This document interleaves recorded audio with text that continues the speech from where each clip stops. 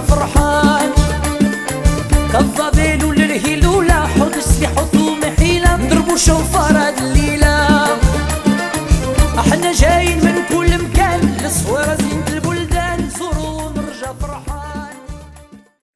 Bishot Moray Verabota, avec la permission d'Hachem, mon élève adoré, qui est en face.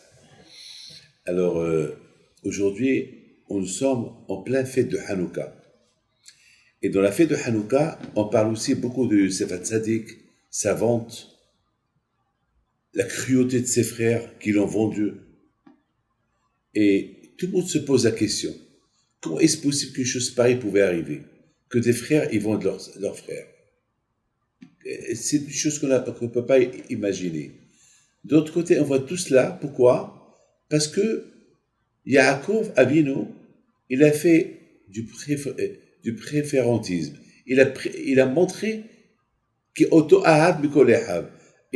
on dirait qu'il montre à tout le monde qu'il aime plus Yosef que les autres.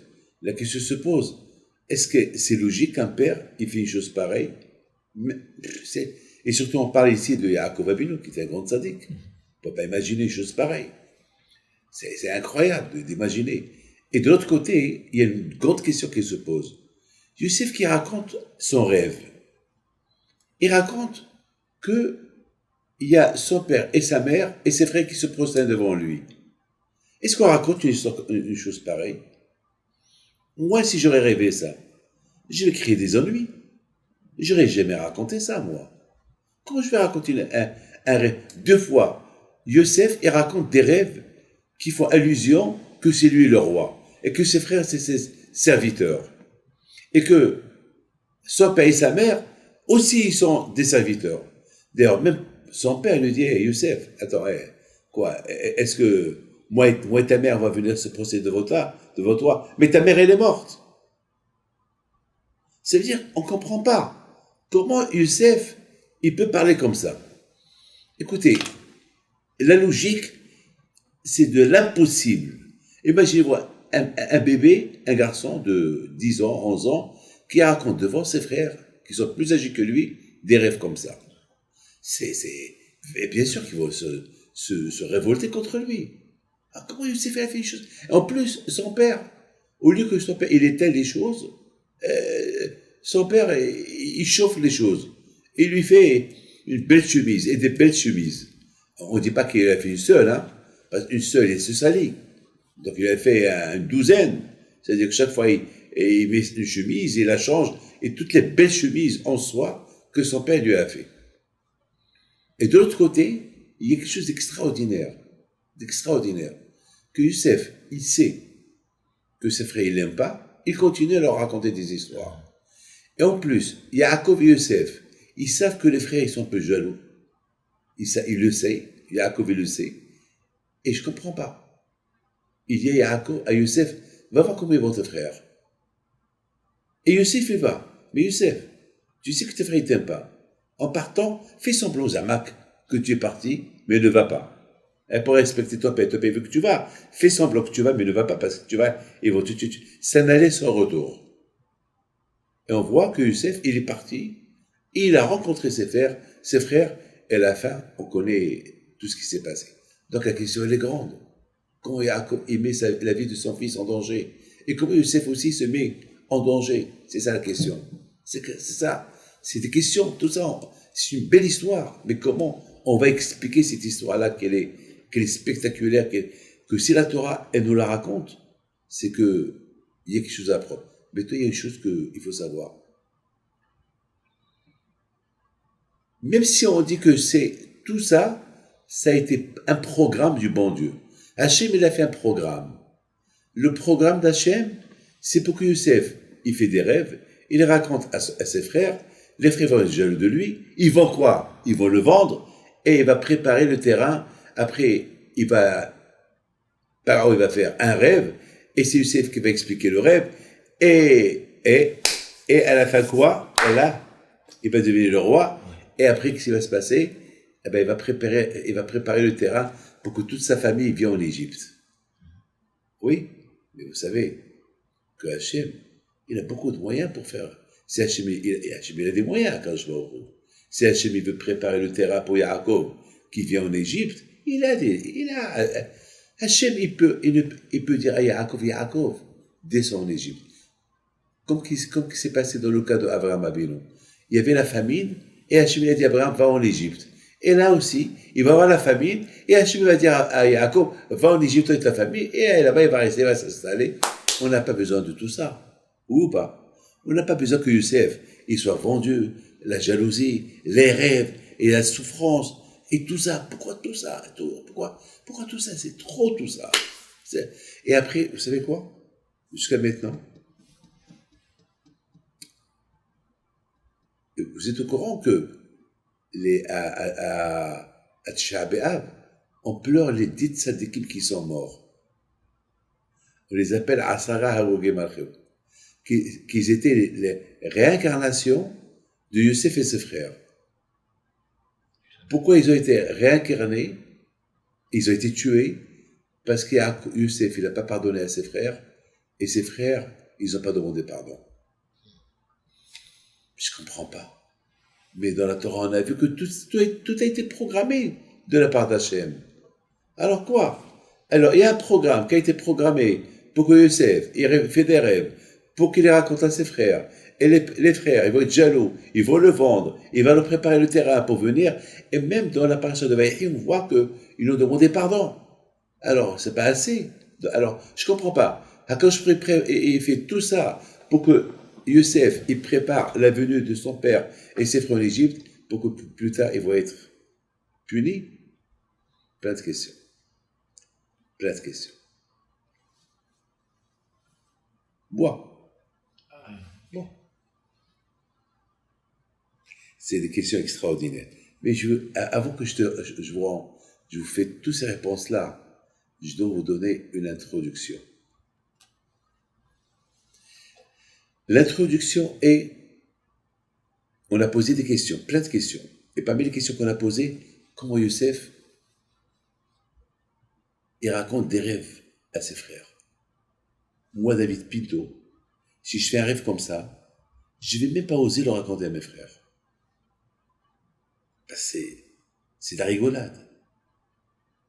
En plus, la réponse à tout ça, c'est que ici, vous savez, il faut savoir une chose.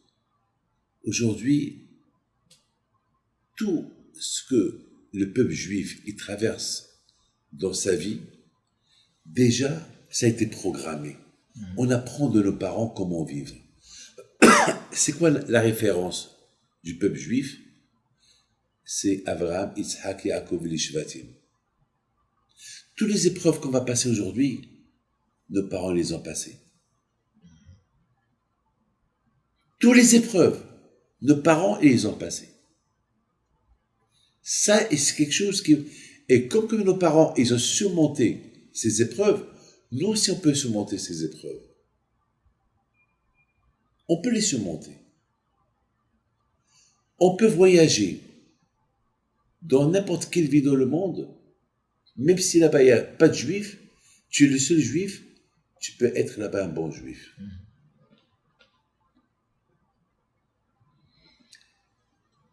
Et que là où, si tu as le bitachon dans Hachem, Akadosh Baruch Hu, il t'aide à la fin.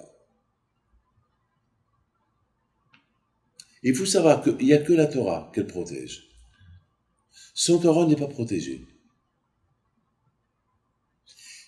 Yaakov Abinu, toute sa vie, c'était la Torah. C'est tout ce qu'il savait. Yaakov Ishtam Veshevo Alim. Là où il va, il étudie la Torah. C'est la raison pourquoi c'est écrit que lorsque Yaakov a quitté Beersheba, la ville de Beersheba est devenue vide. Quoi? Pourquoi elle est devenue vide? Parce que Yaakov Abinu, chaque fois qu'on passe devant la maison de Yitzhak, on entend la voix de Yaakov. La Torah, elle donne la vie. Lorsque Yaakov a quitté Beersheba, on n'entend plus cette voix. Il manque cette voix. On voit toujours la présence d'un tzaddik dans une ville. Elle fait l'effet dans la ville. Et lorsque le tzaddik il n'est pas dans la ville, ça y est, il n'y a plus d'effet. C'est le tzaddik qui apporte la bracha.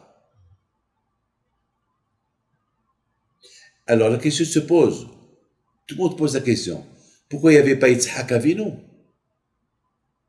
À Beersheba, il y avait Yitzhak. Ah, pourquoi on dit que le fait que Yaakov il est parti et la ville s'est vidée? Il n'y a plus l'Iba, il n'y a plus le charme, mais il y a Yitzhak. Vous avez compris? Il y a Yitzhak, ou pas? La réponse, c'est que Yitzhak, il était aveugle. Et un aveugle, il est considéré comme un mort. Yitzhak, lui, c'était la prière. Il était dans les autres mondes. Il n'était pas présent. Il faisait pas partie de ce monde. Yitzhak Abinu, il était dans son coin. Il bouge pas. Donc, on voit que Yaakov. Mais tant que Yaakov il est parti, on voit qui dans la rue? Esav. Esav, il est présent partout. Écoute-moi. Lorsque Yaakov Abinu alav shalom, il s'est marié, il a eu Yosef. Yosef, il était la photo de son père. C'est la raison pourquoi Yaakov Abinu, il lui a pris toute la Torah. Pourquoi il a pris toute la Torah? Parce que Yosef, c'était le symbole de l'étude de la Torah. Chaque seconde, où est Yosef? Il est à la yeshiva. Tout le temps, il était à la yeshiva.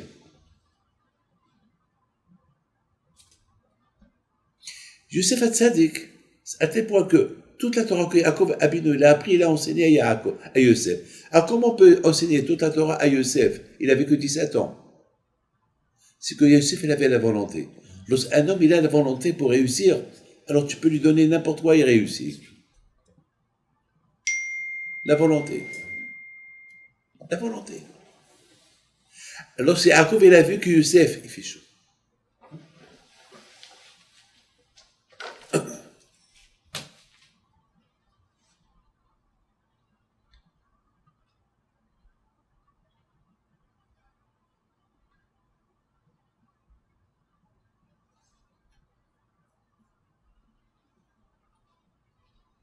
J'ai baissé de 2 degrés. Ça va? Dites-moi. Lorsque Yaakov Abinu, il a vu que Yosef Hatzadik, il voulait qu'étudier la Torah. Alors, il a fait un vêtement. Un vêtement en soie, un beau vêtement, des vêtements. Pourquoi ces vêtements-là?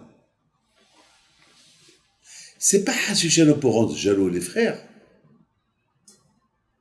Ça, c'est des vêtements qui rappellent Yosef Hatzadik que tout le temps, là où il est, son père il attend pour étudier ensemble. Vous savez que on met le talit. Pourquoi le talit? Lorsque tu vois le talit, lorsque tu le vois, tu te rappelles qu'il y a Hachem. Yaakov Abinu, voyant que Yosef Hatzadik était beau, très beau, et Yosef Hatzadik, il voulait toujours étudier la Torah, alors Yaakov Abinu, alav shalom, il lui a donné des vêtements spéciaux que pour lui, pour le rappeler, hey, il y a Hachem qui te regarde. C'est des vêtements qui vont le rappeler son attachement à Kadosh Baruch Hu.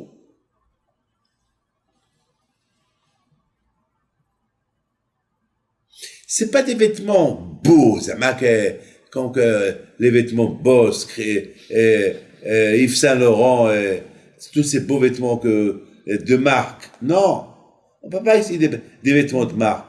On voit ici c'est des vêtements passim. C'est quoi passim? C'est de la soie.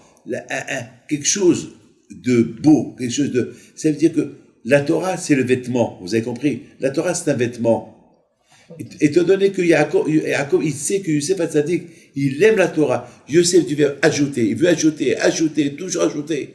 Alors Yaakov Abinu alav shalom, il a voulu mettre Youssef comme un exemple pour ses frères, que lorsque les frères ils voient Youssef avec ce vêtement-là, aussi ils vont se rappeler pour aller étudier la Torah. Et pour que Youssef aussi ne tombe pas dans le piège de Yitzhara, qui se rappelle, la beauté c'est rien du tout. Voilà, je te mets un beau vêtement, mais sache que ça c'est du bidon. Que ça c'est rien du tout. C'est pas ça qui va. C'est-à-dire beaucoup des fois, c'est ça. Parce que Yaakov Abinu, il voit dans Youssef le symbole de l'étude de la Torah, le symbole d'ajouter l'étude, le symbole de Mossif Voler, quelqu'un qui progresse comme un riche. Un riche, il veut pas stagner. Il a 1 million, il veut 2. Il a 2, il veut 3. Il a 3, il veut 4. Il a 4, il veut 5. Il a 5, il veut 6. C'était pas une affaire de mettre les gens jaloux. Yaakov, il n'a pas voulu rendre ses frères jaloux, ses enfants jaloux. Non. Simplement, Yaakov, il avait une kavana, une idée qu'elle était bonne. Il voit que Youssef Hatzadik, c'est quelqu'un qui est tam, quelqu'un qui est simple, quelqu'un qui n'est pas malin. Qui veut étudier. Alors, qu'est-ce que Yaakov il a fait? Donc, il a donné des vêtements très beaux pour le rappeler que la beauté, c'est du passage. La beauté, c'est passagère. Oh, il a échauffé qu'un homme, lorsque il y avait une fois Rabbi Hanan, il était très beau. Une fois, il est parti voir un grand rave qui était malade, et le rave, il a commencé à pleurer. Il a dit, pourquoi tu pleures? Il dit, je pleure pour ce beau visage-là qui va être défiguré dans la tombe. Un jour, tu vas mourir et toute cette beauté-là va partir dans le sable. Alors, Rabbi Hanan a commencé à pleurer. Il a dit, oh là là, c'est vrai, t'as raison. Pour ça, il faut vraiment pleurer. Donc, vous voyez que Yaakov Abinu Hassi Shalom, il n'a pas... maintenant, Youssef, il fait des rêves. Il fait des rêves, il les raconte. On a posé une question tout à l'heure. On a dit comment c'est pas logique que quelqu'un fait des rêves, il les raconte. Des rêves comme ça rend jaloux des rêves comme ça. Ah ben justement, la réponse c'est que Youssef Hatzadik était tellement humble, il était tellement simple. Il s'est dit que si j'ai fait ce rêve-là, c'est qu'il y a un message dans ce rêve-là. Donc, il n'avait pas de malice pourquoi il a raconté ça. Écoutez bien, Youssef c'est un grand tzaddik. C'est le seul qu'on appelle tzaddik. Yaakov, on l'appelle pas Yaakov Hatzadik, on n'appelle pas Yitzhak Hatzadik, on n'appelle pas Reuben Hatzadik, ou Yehuda Hatzadik, ou Binyamin Hatzadik. Le seul qu'on appelle tzaddik, c'est Youssef. Pourquoi c'est le seul qu'on l'appelle tzaddik? Parce qu'il étudiait la Torah non-stop. Là où il allait étudier la Torah. C'était l'image de son père. Et en plus, il était beau. Il avait beaucoup des ennuis. Il était seul. En Égypte, il était seul. Tout le monde voulait de lui. Toutes les femmes voulaient de lui. Youssef est resté sage. Et grâce à quoi tout ça? Eh bien, c'est grâce à cette chemise que son père lui a mis. Cette chemise, il est resté en souvenir dans sa tête. Papa, il m'a donné une chemise. Cette chemise qui me rappelle une belle chemise, des belles chemises, qui me rappellent quoi? Que la beauté, c'est bidon. La beauté, c'est de passage. Les vêtements, c'est de passage. L'argent, c'est de passage. D'ailleurs, Youssef Hatzadik, lorsqu'il est devenu roi en Égypte, il peut être multimilliardaire, le plus grand riche du monde, avec tout le monde, avec toute la nourriture qu'il a vendue. Mais qu'est-ce qui s'écrit dans la Torah? Tout l'argent qu'il a reçu, il l'a donné à Pharaon. Rien pour lui. Pourquoi? Parce que Youssef, c'était pas ça son but. Le but de Youssef, c'était être un juif tzaddik sur le chemin d'Hachem, comme son père il a enseigné. Donc Youssef tzaddik, il avait rien dans sa tête. Il n'y avait aucune malice. Et pourquoi Yaakov il a fait ça à Youssef? Parce que Yaakov Abinu, il avait peur. Parce que Youssef était beau, Youssef c'était un bel homme, Youssef c'était un homme de Torah, alors il lui a mis des vêtements qui le rappellent que tout ça c'est du passage.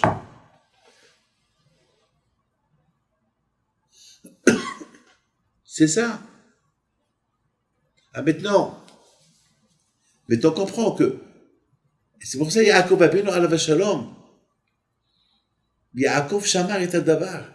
Écoute, je vous en prie, écoutez ça. C'est écrit dans la Torah que Yaakov, lorsqu'il écoutait les rêves du Yosef, c'est écrit, Yaakov Shamar.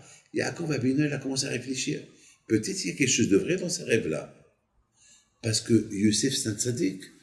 Yosef, c'est pas un Baal Gava. Yosef, c'est pas un orgueilleux. D'ailleurs, je lui ai donné des vêtements pour qu'il se rappelle que ce monde, c'est de passage. Que la beauté, c'est du bidon. Quoi, il me parle. D'après ses rêves, c'est le royaume. Oui ou pas? D'après ses rêves. Donc peut-être il y a quelque chose de vrai dedans. Parce que Yosef, c'est pas quelqu'un qui va raconter n'importe quoi. Yosef, c'est on l'appelle Bezekonim. Pourquoi on l'appelle Bezekonim? Bar Hakim. Il était un homme très intelligent. Un homme intelligent comme Yosef, il peut pas dire n'importe quoi. Moi, David Pinto, il y a des choses que je peux dire devant les gens, il y a des choses que je peux pas les dire parce qu'ils vont pas me comprendre. Et je veux pas les dire pour me rendre ridicule. À quoi Yosef? Tu es intelligent, ton père il t'aime, toute la Torah de Yaakov, il te l'a enseigné. Et tu dis des bêtises comme ça. Donc, on est obligé de dire que Yosef, il s'est dit quoi? Que s'il a fait ces rêves-là, peut-être il y a un message à transmettre. Parce que c'est pas possible que je fais des rêves comme ça. Il était pas malin. Il n'avait pas des sous-entendus. Et Yaakov Abinu, lui aussi, il s'est dit, si Youssef, il raconte comme ça, il est tzaddik. Donc il y a quelque chose. Ah, mais toi, qu'est-ce qui se pose? Ah, pourquoi Hachem, il a fait tout ça? Pourquoi Hachem, il a fait tout ça? Pourquoi Hachem, il n'a pas fait que Yaakov? Il descend en Égypte. Il y a la famine. Et tout le monde va en Égypte, comme qu'il a fait Abraham, oui ou pas? Et après, il va s'installer là-bas, et après l'exil de 400 ans, etc., etc., après la sortie de l'Égypte, et voilà. Pourquoi il fallait les souffrances? Et Yosef, qui va être rêvé, faire des rêves, il va être détesté, ils vont le vendre, et après, les conséquences, elles sont graves. Après, c'est des tzadikim qui vont être tués par les Romains, ils sont le Gilgoul, ils sont la réincarnation de Yosef et ses frères, parce qu'ils n'ont pas demandé pardon, parce qu'ils ne leur ont pas pardonné, parce que vous savez, lorsque quelqu'un fait du mal à quelqu'un, il faut, non seulement il faut qu'il lui dise pardon, il faut que l'autre lui dise, je te pardonne. Et même s'il dit, allez, c'est rien, ça marche pas. Parce qu'on a vu que Yosef, il a reçu le pardon de ses frères. Mais lui, qu'est-ce qu'il a dit? Il leur a pas dit, je vous pardonne. Il a dit, non, mais vous avez rien fait. Mais ils ont fait. Et lui, qu'est-ce qu'il a dit? Non, vous avez rien fait. C'est Hachem qui a tout fait. Ouais, mais il a souffert. Il faut qu'il leur donne, il leur dit, vous savez, je vais vous dire quelque chose d'extraordinaire. Vous avez entendu parler d'un grand tzaddik qui s'appelle Chaim Shlomovitch? Hein? Chaim Shlomovitch, il dit comme ça, il dit, lorsque Yosef a été vendu, c'est des Ishmaélim qui l'ont acheté. Écoutez. Et les Ishmaélim, ils faisaient du business des éléments qui sont mauvais. Mais ce jour là-bas, il y avait des éléments qui sont bons. Alors le Midrash, il dit, Akadosh Baruch Hu, il a dit, le pauvre Yosef, déjà, il souffre par la vente de ses frères. C'est pas un peu que je lui ajoute encore une autre souffrance qui va sentir encore mauvais. C'est-à-dire ils vont le mettre sur les chameaux qui sentent mauvais.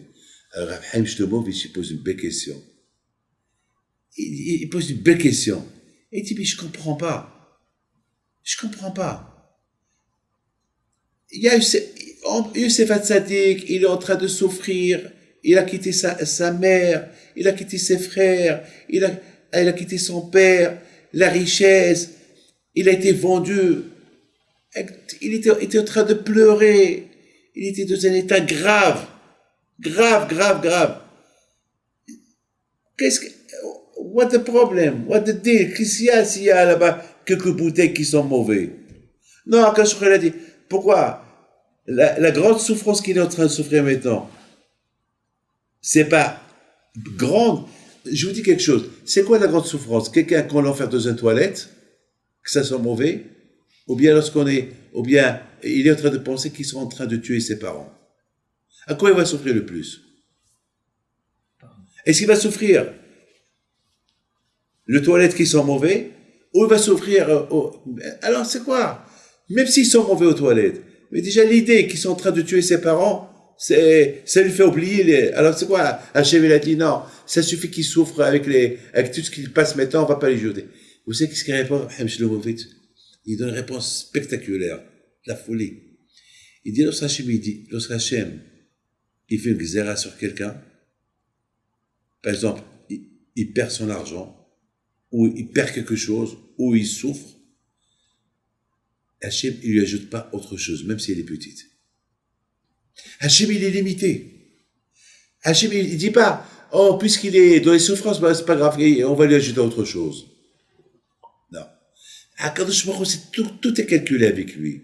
Si quelqu'un, il doit perdre $10, Akadosh Baruch Hu, il va pas lui faire perdre et $10 et encore un autre coup. $10, ça y est. Mais l'autre coup, c'est rien par rapport aux $10. Non. C'est la raison pourquoi Akadosh Baruch Hu a dit, le pauvre, déjà il souffre avec toute la séparation de ses parents et tout ce qui souffre, c'est pas la peine qu'on lui ajoute des bouteilles qui sont mauvais que les Ishmaélites ils sont en train de transporter. Alors Hachem il a mis dans la tête des Ishmaélites qui transportent des choses qui sont bonnes. Vous voyez, c'est la folie tout ça. Vous voyez que, maintenant la question se pose, c'est quoi le calcul du bon Dieu? Qu'Hachem il fait que Youssef, il est bon Dieu. Il fait des rêves, il est bon Dieu. Yaakov va souffrir, et tout le monde va souffrir. Pourquoi Hachem il n'a pas fait autre chose? Et on ne comprend pas. Des Shvatim qui font des choses pareilles. On doit les détester, les Shvatim. On doit les détester pour ce qu'ils ont fait. Mais le contraire, on ne les déteste pas. On les appelle tzadikim. On les appelle Shifteyah et d'autres les Israël. On les appelle des tzadikim.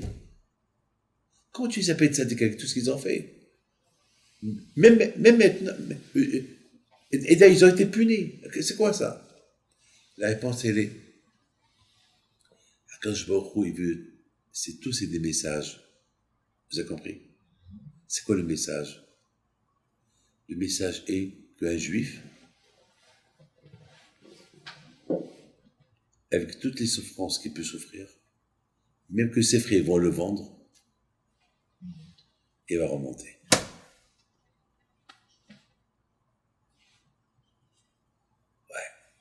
Ouais.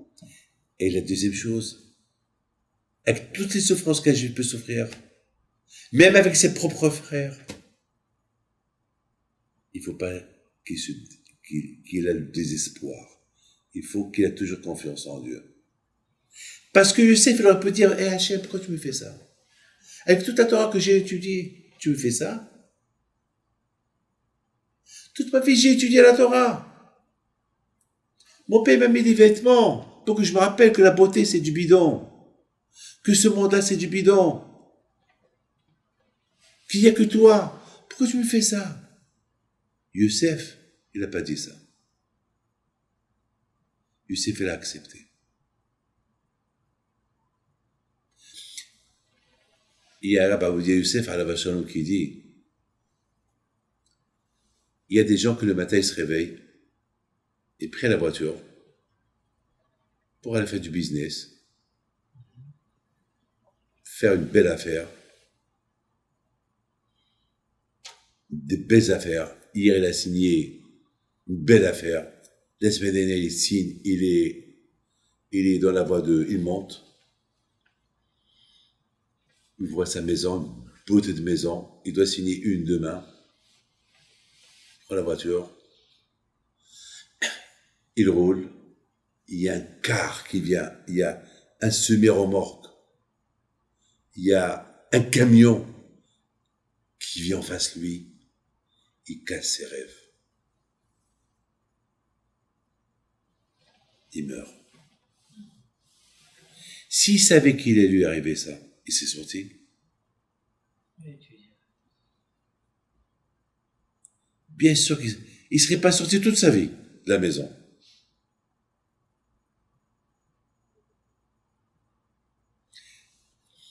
La Gemara elle raconte qu'il y avait une fois deux serviteurs de Shlomo HaMelech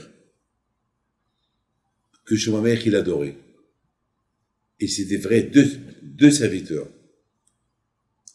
Et Shlomo HaMelech, il voit le Malach HaMavet. Il dit au Malach HaMavet, qu'est-ce que tu fais ici? Il lui dit, ces deux-là, je vais les prendre.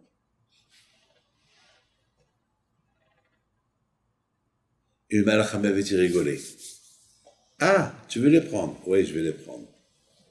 Ah bon? Et quand tu vas les prendre? Dans 2 heures. Qu'est-ce qu'il fait Shlomo HaMelech? Il appelle 2 shidim, 2 diables. Parce que les diables, ils font fitzatader. Les diables, ils peuvent arriver au Maroc en 2 secondes. Les diables, ils sont invisibles. Ils ferment les yeux, ils ouvrent les yeux, ils sont là-haut. Ils sont là-haut. C'est au-delà d'eux. C'est comme ça la Gemara dit. Tu comprends? Et ils appellent, ils leur disent, prenez ces 2 diables à tel et tel endroit au bout du monde. Et pourquoi je te m'avais fait? C'est parce qu'il les aimait. Il n'a pas voulu qu'ils meurent. Et 2 heures plus tard, le Malach HaMavet, il faisait comme ça. Il vient encore sur Shlomo HaMelech. Shlomo HaMelech lui dit, pourquoi tu rigoles?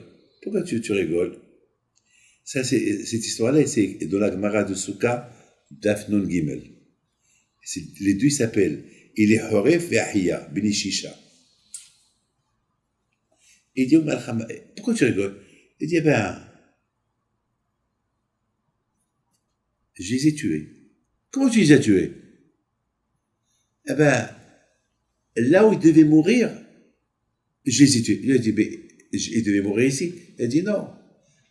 Ils devaient mourir là où tu les as envoyés.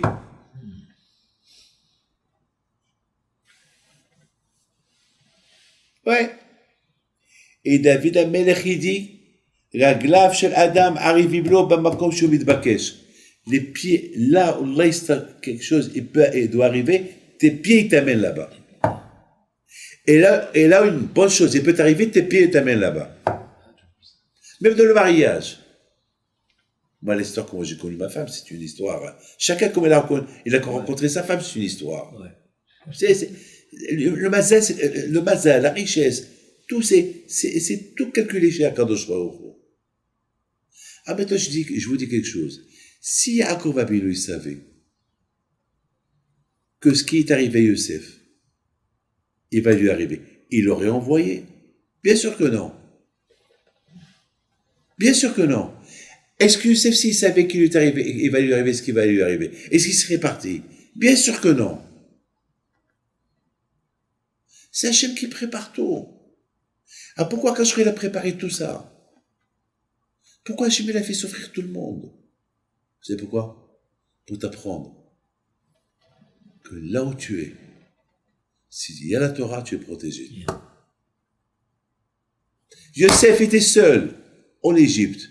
Il avait la Torah, ça l'a protégé. Il a enseigné la Torah à ses 2 enfants, qui sont devenus après des Shvatim, Ephraim et Ménaché. Il n'y avait ni Shiva, ni rien.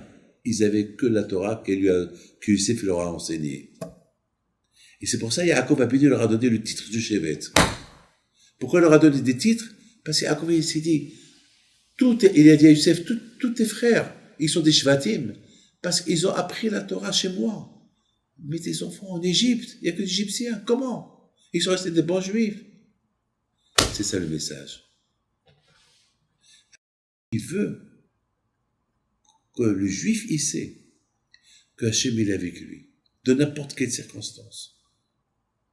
Plein de choses on a appris de cette paracha. Et combien non? J'ai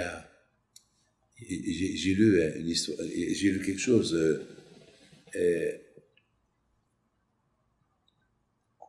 Il il y a un qui vient chez Rabbi Youssef. Il dit, Rabbi, j'ai un grand problème. Il lui dit quoi? Il dit, j'ai oublié où j'ai mis l'argent. Rabbi Youssef a commencé à rigoler. Il a dit, ah ben c'est bien, c'est très très bien. Parce qu'en général, dans l'autre monde, on nous demande, ah, tu as étudié, on va dire, on a oublié. On peut lui dire, même l'argent, on peut l'oublier aussi. Ça veut dire que on aura la réponse. Ah, même l'argent, on peut l'oublier. Mais c'est pas vrai. On peut tout oublier, mais c'est pas l'argent. On peut oublier la Torah, mais pas l'argent. On a vu que Youssef Hatzadik, il n'a pas oublié la Torah. Comment Youssef Hatzadik, il n'a pas oublié la Torah? Comment? Il était roi, il était en Égypte, il était esclave, il était vendu, parce qu'il répétait.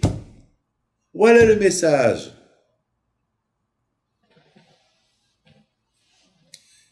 Vous savez, Olivier, il y a un, je ne peux pas dire son nom de Olivier, il habite à Paris, il vient chaque année ici, tout le temps il est là. Une fois il est venu ici, à Miami, et il va pour monter dans l'avion, il a oublié sa Gemara, il fait toujours d'Afayomi. Il n'avait pas de Gemara. Non, c'est pas Olivier, c'est Binisti. Je crois que c'est Binisti, il s'appelle Binisti. Bon, il n'est pas de Paris, il est de, je ne peux pas dire où. Je vous le dis, il est de Binisti de Montréal, voilà. C'est une belle histoire, je veux que les gens ils sont courageux de cette histoire. Il arrive c'était à Montréal, il devait partir à Bar Mitzvah. Je crois qu'il devait venir en mariage de un de mes filles, je sais pas, mon fils, je sais pas quoi. Et il s'est rappelé qu'il n'a pas la Gemara. Il voit qu'il a encore un peu de temps. Mais c'est un risque de retourner chez lui pour récupérer la Gemara. Eh bien, l'avion l'a attendu.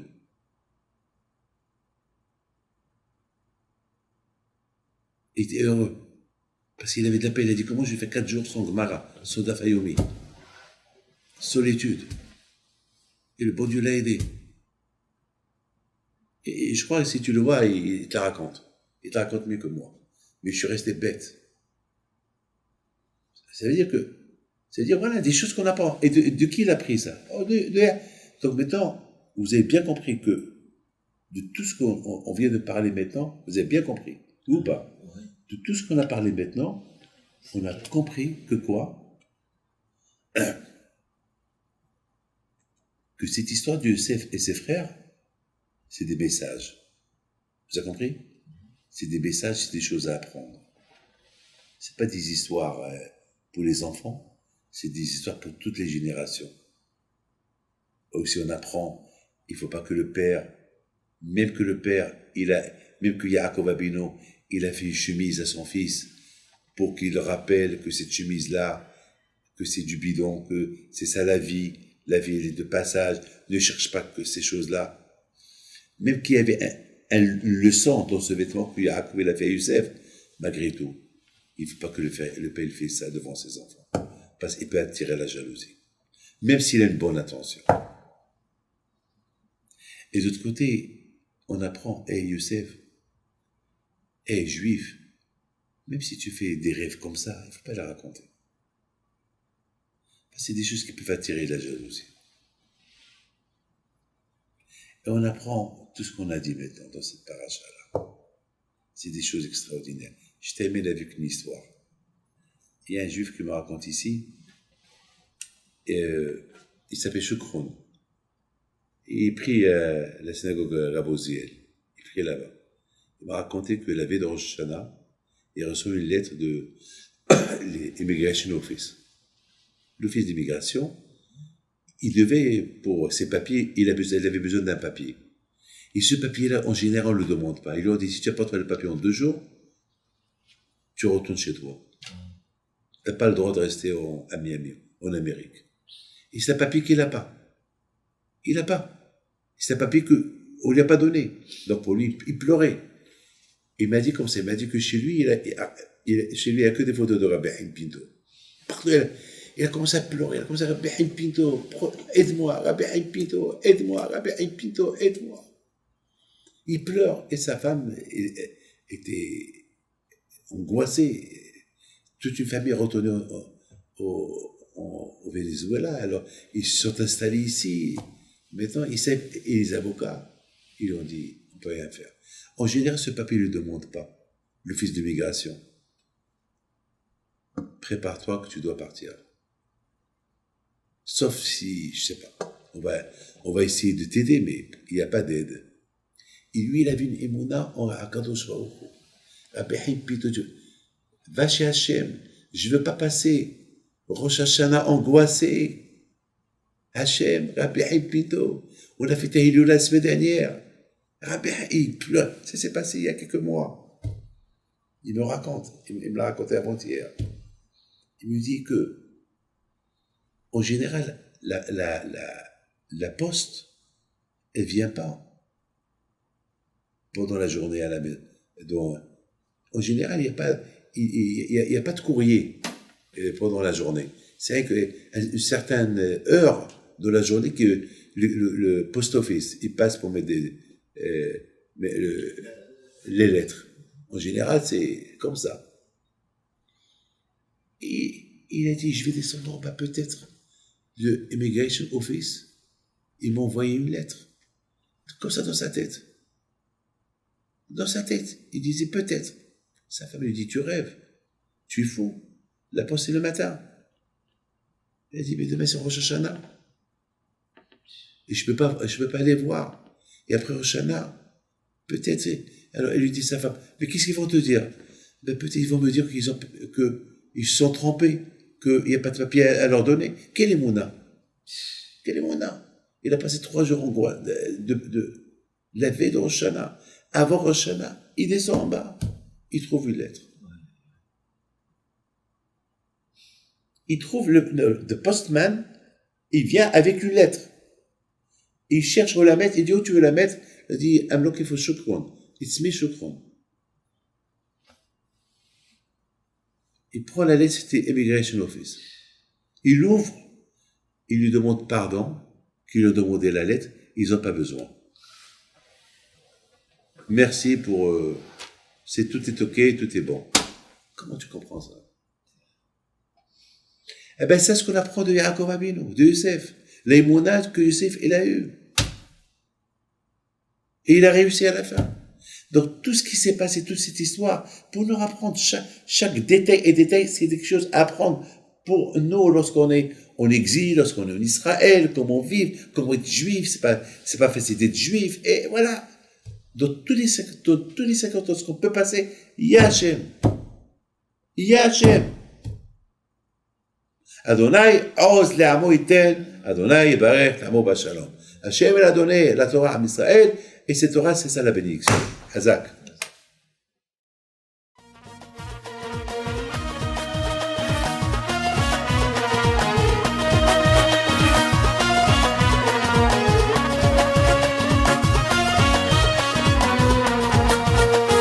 نضوي نصغر